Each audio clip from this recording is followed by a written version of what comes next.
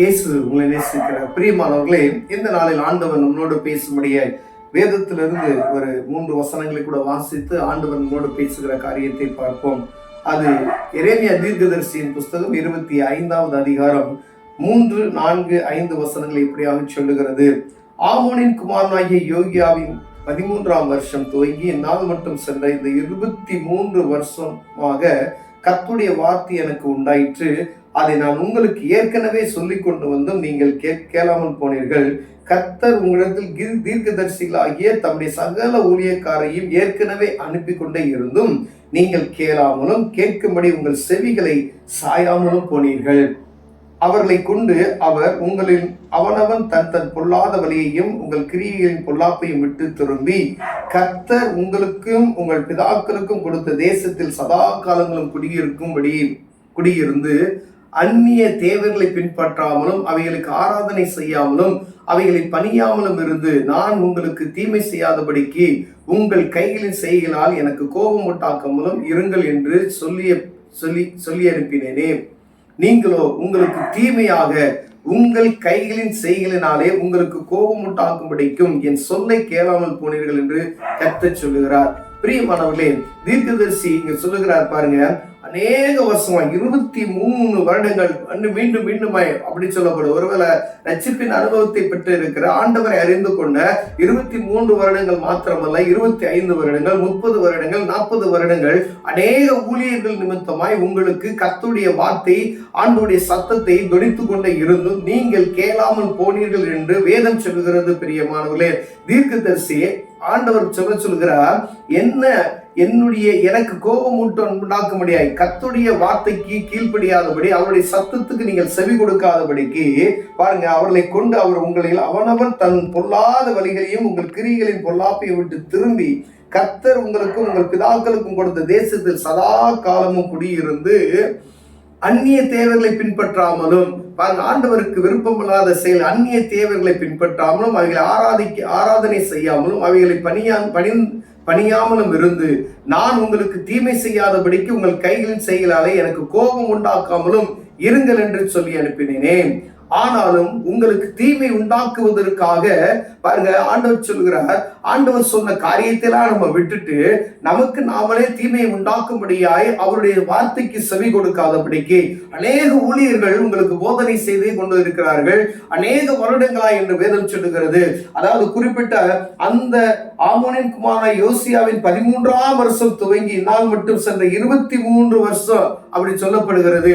ஆண்டவருடைய வார்த்தை உங்களுக்கு எத்தனை வருஷ காலமாய் உண்டாகி கொண்டு இருக்கிறது, எத்தனை ஊழியர்கள் மூலமாய் உங்களோடு பேசிக் கொண்டிருக்கிறார். ஆனாலும் கர்த்தருடைய வார்த்தைக்கு செவி கொடுக்க மாட்டோம் என்று செவியை அடைத்துக் கொண்டு இருக்கிறீங்க. கேளாமலும் கேட்கும்படி உங்கள் செவிகளை சாயாமலும் போனீர்கள் என்று வேதம் சொல்லுகிறது. பிரியமானவர்களே, ஆண்டவருடைய வார்த்தைக்கு செவி கொடுக்காதபடிக்கு, அவருடைய சத்தத்துக்கு செவி கொடுக்காதபடிக்கு, அவருடைய கற்பனைகளை கடைபிடிக்காதபடிக்கு, அவர் எனக்கு பிரியமில்லாத எந்த ஒரு காரியத்தை நீ செய்யாது. என்ன சொன்னார் ஆண்டவர்?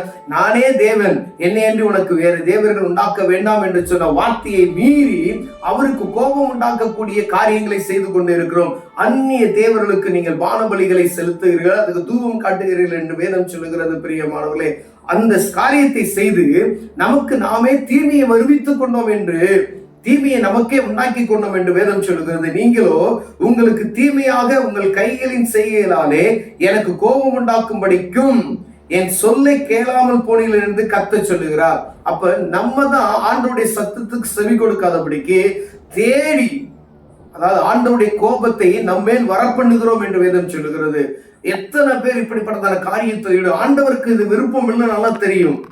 அப்ப விருப்பம் இல்லைன்னு தெரியுது. ஆண்டவருடைய நம்ம ஒரு கர்த்தருடைய பிள்ளைகள் என்று சொல்லிட்டு என் நண்பனுக்காக, என்னுடைய இனத்திற்காக, என்னுடைய குடும்பத்திற்காக ஏதோ ஒரு வழியில ஆண்டவருக்கு விருப்பம் இல்லாத காரியத்தை செய்ய சொல்லுகிறார் பொழுது அவர்களோடு சேர்ந்து இணைந்து ஓட வேண்டிய சில நேரங்கள்ல ஆண்டவர் உங்களை பார்த்து கேட்கிற ஒரு கேள்வியை பாருங்க. நீங்க உங்களுக்கு தீமை உண்டாக்க அந்த காரியத்தை என்ன செய்றீங்களா? செய்து கொண்டு. ஆண்டவருக்கு விருப்பம் இல்லை அப்படின்னா அதை செய்யக்கூடாது. சில நேரங்கள்ல நம்மளை சோதிக்கும்படியாய் பலவிதமான போராட்டங்கள் மத்தியில அந்நிய தேவர்களுக்கு பானபலிகளை வார்க்கத்தக்கதான ஒரு காரியத்தை வருது அப்படின்னா அநேக காரியங்கள் நம்ம தப்பித்துக் கொள்ளும்படி ஆண்டவர் உங்களோடு என்னோடு பேசுகிறார். பிரியமானவர்களே, பெரிய அரசன் சாலமன் அவரை போல ஞானி யாரும் இல்லை என்று வேதம் சொல்லுகிறது. வேதத்தில் எழுதி அவரை போல செல்வந்தர் வேதத்துல முன்னாடி இல்லை பின்னாடி இல்லை என்று சொல்லப்படுகிறது. அவருடைய மனைவி நிமித்தமாய் அவர் செய்த அந்த விக்கிரக ஆராதனை நிமித்தமாய் அந்த அந்நிய தேவர்களுக்கு தூபம் காட்டின நிமித்தமா அதோடு அவருடைய அந்த ராஜ மேன்மை அழிந்து போகிறது நாம் பார்க்க முடிகிறது. பிரியவன், தாவீதுக்கு நான் கொடுத்த வாக்கு தத்துவத்துக்காக ஒரு அரசனை மாத்திரம் நான் நியமிப்பேன் ஒழிய அப்படின்னு சாலமோனுக்காக இல்லாமல் தாவீதுக்கு நான் கொடுத்த வாக்கு தத்துவம். பாருங்க, தாவீது ராஜா அவர் ஆரம்பத்துல இருந்து எந்த ஒரு காரியத்தை கேட்டாலும் ஆண்டவருக்கு சத்தத்துக்கு செவி கொடுத்து அவருடைய வார்த்தைக்கு மாத்திரம் கீழ்ப்படிவார். ஒரு சண்டைக்கு போறாரு, ஒரு யுத்தத்துக்கு போறோம் அப்படின்னு சொன்னா ஆண்டவரே நான் செய்யலாமா அப்படின்னு சொல்லி கேட்பார். ஆனா இந்த சாலமன் பாருங்க, தன்னுடைய மனைவிகளுக்காக இங்க செய்யறாரு ஆண்டவருக்கு விருப்பம் இல்லாத காரியம். ஞானி என்று வேதம் சொல்லுகிறது.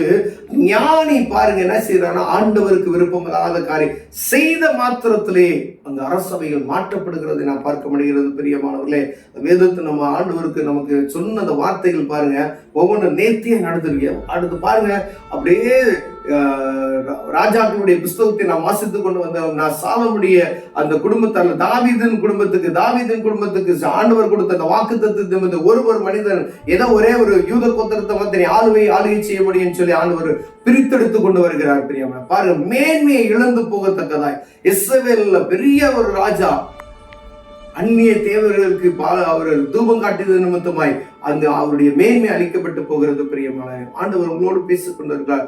நம்ம யாராக வேணாலும் இருக்கலாம். ஆண்டவருக்கு விருப்பம் இல்லாத எந்த ஒரு காரியத்தை செய்யாதபடிக்கு கர்த்தர் உங்களையும் என்னை காக்குவதற்கு அவர் சமூகத்தை நோக்கி எப்பொழுதும் ஜெபித்துக் கொண்டிருப்போம். ஏனால் ஆண்டவர் அப்படிப்பட்டதான பாவங்களுக்கு நம்ம விலக்கி காத்துக்கொள்ள வல்லமையுள்ளவராய் இருக்கிறார். நம்ம செய்ய வேண்டிய காரியம், ஆண்டவருக்கு விருப்பம் இல்லாத இந்த காரியத்தை நான் செய்யாதபடி என்னை காத்துக்கொள்ளுங்க ஆண்டவரை நம்ம ஜெபிக்கும் பொழுது ஆண்டவரை காத்து வழிநடத்த வல்லமையுள்ளவராக இருக்கிறார். கண்களை போடுவோம், ஜெபம் செய்வோம்.